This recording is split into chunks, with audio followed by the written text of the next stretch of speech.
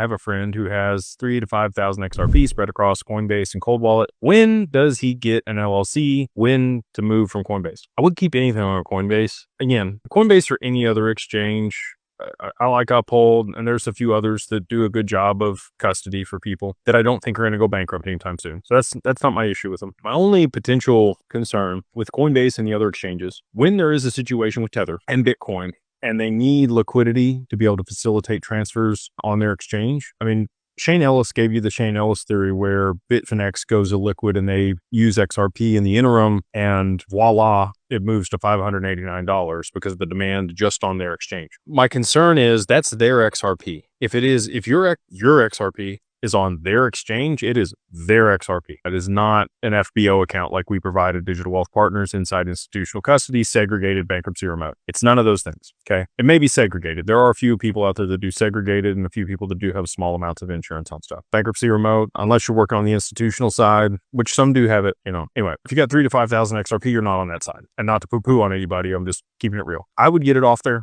get it on your cold wallet, just so that you don't have any counterparty risk.